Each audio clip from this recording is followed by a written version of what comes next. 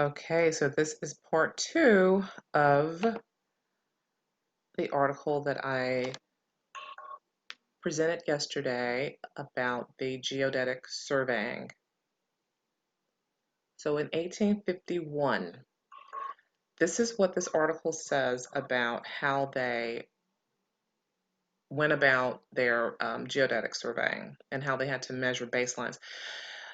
Number 20, the principles of natural philosophy involved in the construction of an apparatus for the measurement of the baselines are altogether beyond the range of ordinary study. It must be adjusted for explanation by heat, not only while the temperature is stationary, but while it is rising and falling, and involving some of the subtlest principles of mathematics applied to physics. The construction of it requires that the workman shall be directed by a practical experimental philosopher. The use of it requires the same qualifications. It is no discredit to Army, Basically, it goes down. Okay, the use of field astronomical instruments, the zenith telescope, the zenith sector, and the transit instrument is foreign to the seaman's profession as it is to the military officers. Either may learn, but his teaching must be paid for in time and money. The former becomes a landsman when he devotes himself to the occupation. The latter has the advantage of preparation and compatibility of pursuit. The use of geodetic instruments, the theodolite, and others of topographical instruments, the plane, table, compass, and chain, all belonging to the survey, are beyond the profession of the Navy officer. To execute topography with skill requires the constant devotion of mind, hand, and eye. The water is not the place in which training for this purpose is acquired. To trace curves of levels and represent slopes, to distinguish between the characteristic features and accidents of ground, are gifts which only few trained surveyors possess. And however elaborate the system of direction, without constant practice, success is not to be attained.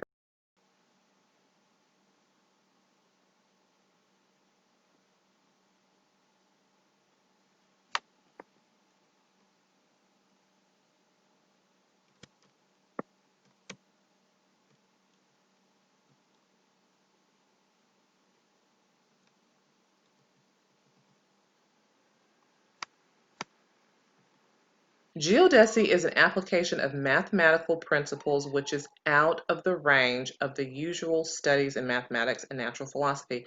It is a special branch. The elementary books contain only lately some exposition of it, and that in this country from the impulse given to the science and the practice by our Coast Survey. It is no exaggeration to say that no mere nautical man can even read understandingly the formula upon which the computation of difference of longitude, difference of latitude, and difference of azimuth are based.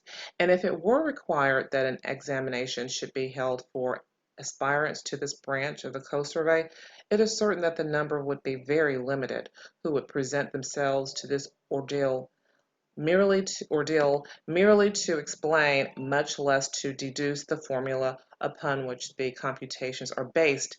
Nor would it be a discredit to the naval man that he was not versed in these things, more than to the philosopher that he could not direct the sailing of a ship. The Coast Survey, without these requisites, would bring discredit upon our country. Better to attempt none than one which would, in reproducing the methods and practices of a century ago, make us the laughingstock of the civilized world. There is no single operation in the office of the Coast Survey which is not beyond the sphere of the nautical man professionally, except merely the reduction of the nautical chart. The very preparation of the drawing board and the paper on which the delineation is to be made involves physical principles which, in the course of his profession, he has not examined, and yet which are essential to its success. To ascertain that the importance of these details is not overrated, let any one visit, as I have done, the Coast Survey Office and see the time, attention, and investigation which have been bestowed upon them.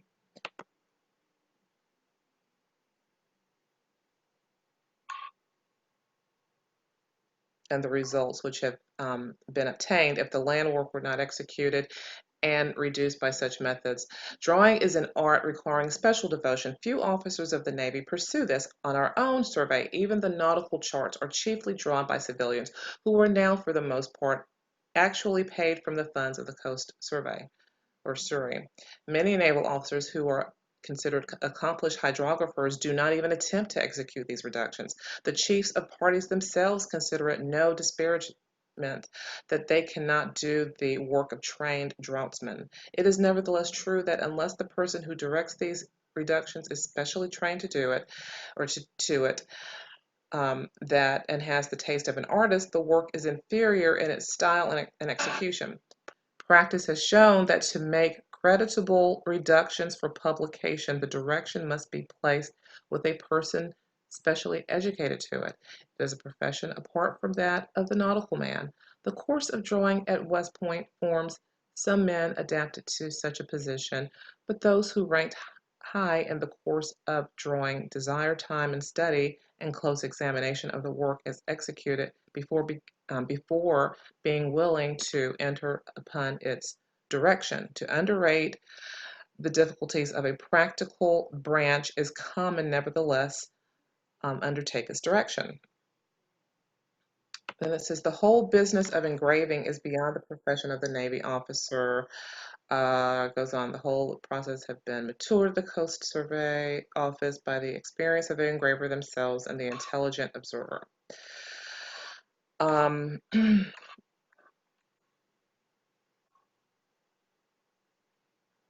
The investigations necessary in carrying out a system of telegraphic differences of longitude are beyond the usual calls made upon sea officers. The whole subject of communicating signals by telegraph is involved in it, and of the delay which occurs in the transmission of the telegraphic signals. The local attraction of the plumb line found to exist at near stations and involving consequences both in the theory and practice of the work is a problem which requires for its solution the closest training in mathematics and physics. It had been admitted, even by foreign authority, that our Coast Survey has taken the lead in this subject. This question affects both the determinations of latitude and azimuth. The theory of the tides, so hardly handled by all these people, and the important tables resulting from a discussion of observations finds its place in the same grade of research. No nautical man has attempted with success the subject of the single-day tides. The thorough investigation, such as has been made in the Coast Survey with the instructions adapted to the purpose of measuring temperatures below the surface, involves scientific principles of the same class.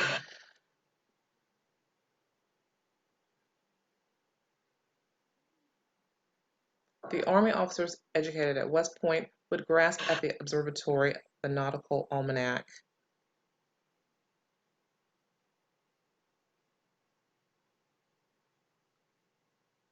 The Corps of Topographical Engineers The Corps of Topographical Engineers would not only execute the land work of the Coast Survey, but its hydrography, and with the strongest reason, since on the lakes they execute both land and water work.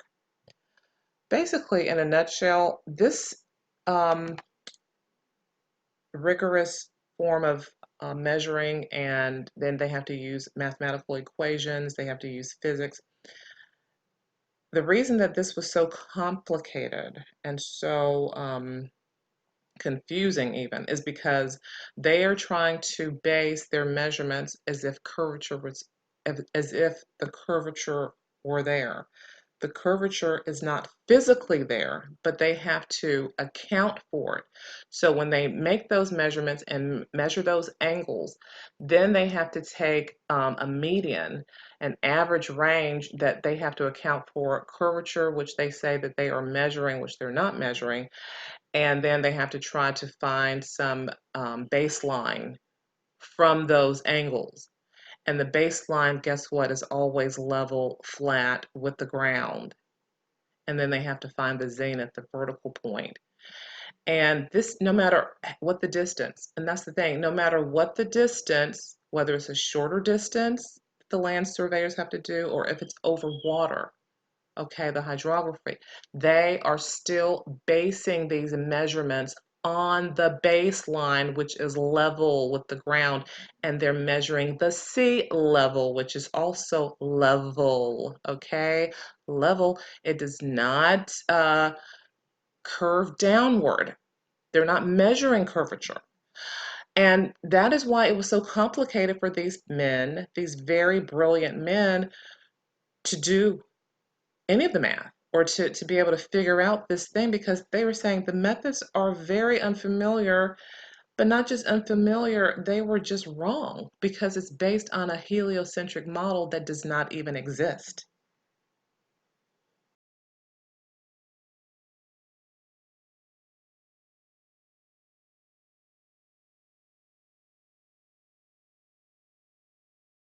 But, when I hear these people who are saying, oh, well, you just don't know math and you don't know, you just think the earth is, I mean, this proves that ingrained in this whole science, if you want to call it that, or this whole method of surveying, they have to still,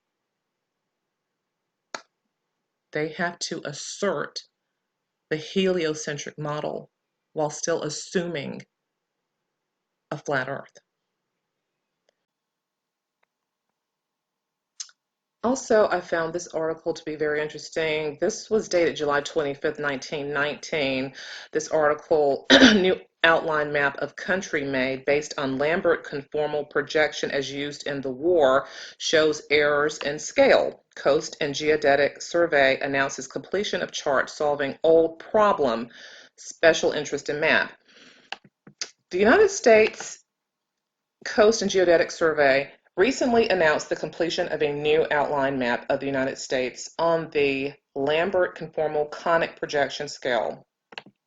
This map is intended merely as a base to which may be added any kind of special information desired. The shoreline is compiled from the most recent coast and geodetic survey charts. State names and boundaries, principal rivers, capitals, and the larger cities in the different states are also embodied. The map is of special interest from the fact that it is based on the same system of projection as that employed by the armies of the Allied forces in the military operations in France. To meet those requirements, and at the request of the Army, special publications were prepared by the Coast Geodetic Survey.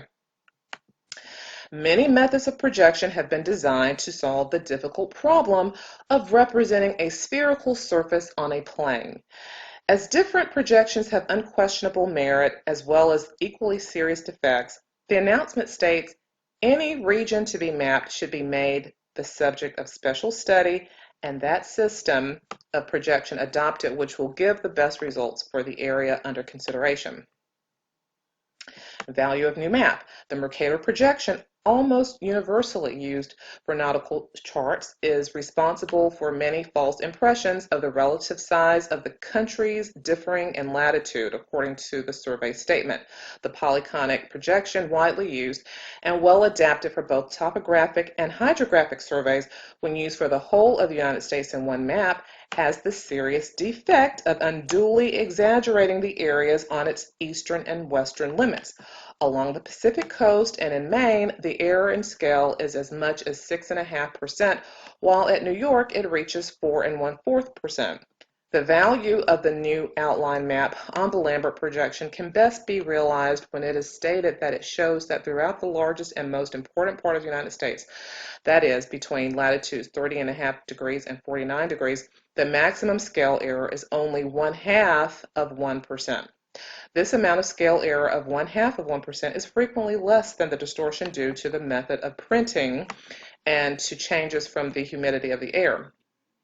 Only in southernmost Florida and Texas does this projection attain its maximum error of 2.1/3%. The Lambert projection is well adapted to large areas of predominating east and west dimensions in the United States, where the distance across from east to west is 14.5 times that of the distance north and south. The strength of the polyconic projection, on the other hand, is along its central meridian. The merits and defects of the two systems of projection may be stated in a general way as being at right angles to each other. So the special features of the Lambert projection that are not found in the polyconic may be stated briefly as follows. Number one, the Lambert projection is conformal, that is, all angles between intersecting lines or curves are preserved, and for any given point or restricted locality. The ratio of the length of a linear element on the Earth's surface to the length of the corresponding map elements is constant for all azimuths of directions in which the elements may be taken. 2. The meridians are straight lines, and the parallels are concentric circles.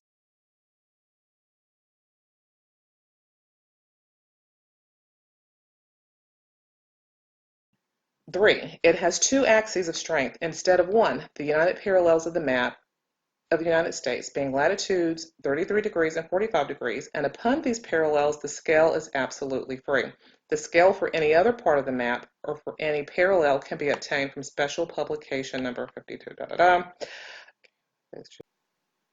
By means of these tables, the very small scale errors which exist in this projection can be entirely eliminated. So once again, they are asking you to pretend they're not there, to act as though it's business as usual, nothing to see here, folks. Even though there's discrepancy and the measurements are off, don't worry about it, because just assume, once again, that the Earth is flat, but assert that it's a sphere.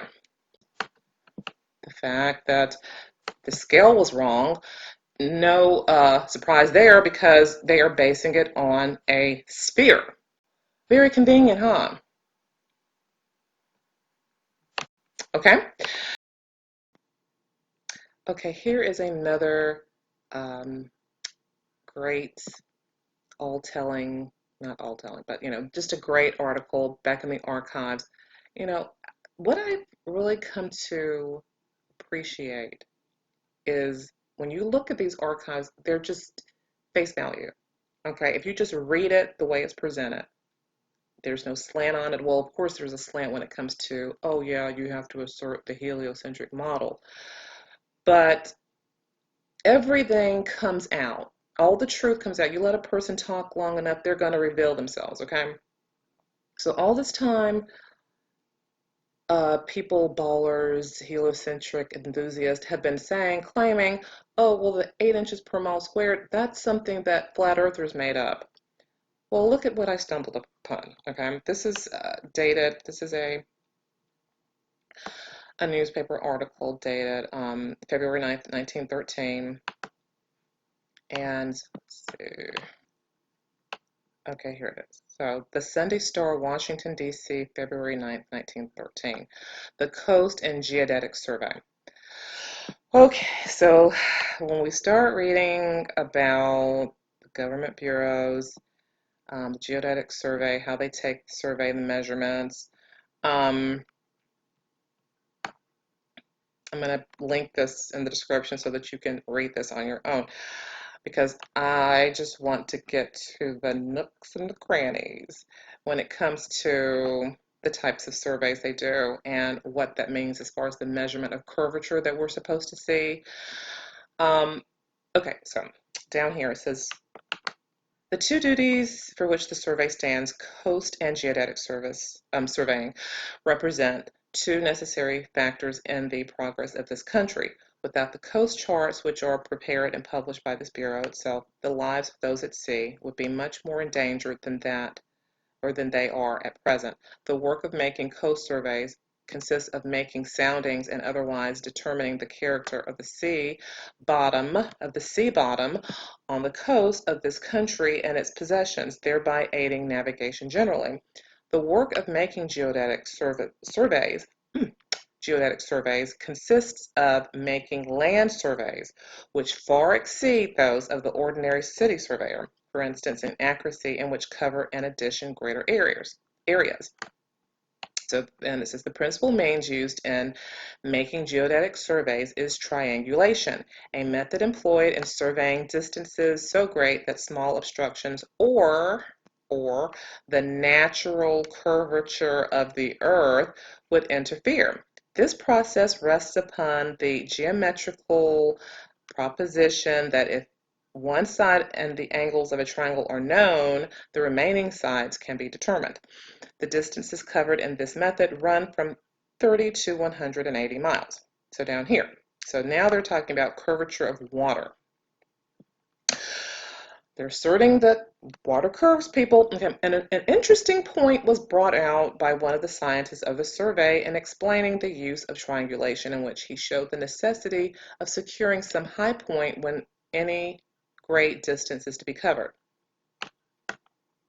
Take a lake, for instance, he said, which to all appearances is level. Place a stick at any given point in the water so that it stands 4 feet above the water level. Then, a mile away, place another the same height out of the water. For convenience, it is well to put cross sticks on the top of these to make them more noticeable. Then get someone to stand between these two sticks and place another so that the top appears in an exact line with the top of the two measures. When this middle stick is measured, it will be found to be only 3 feet 4 inches out of the water, showing that there is a curvature of 8 inches. Showing there is a curvature of 8 inches. So this is in a mile. Within a distance of a mile, they're saying that there should be 8 inches of curvature. So once again, proven wrong, heliocentric enthusiast ballers. This is your model. Your model. An ordinary county or city surveyor considers the subject of his survey, practically speaking, as being level. Okay, once again, the assumption. Okay, you have to assume level.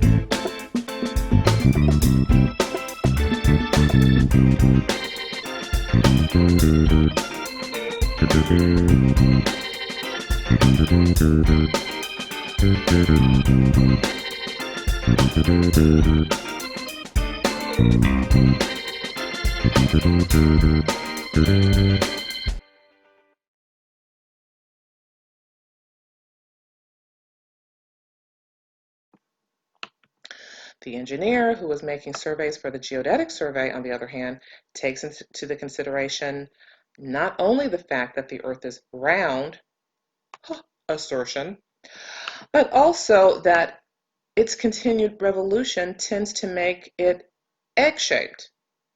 No, okay, so this goes back to the oblate spheroid, yet all the images that we see of the Earth from outer space, quote unquote, are perfect spheres. They're not oval, they're not egg-shaped, they're not oblate spheroids.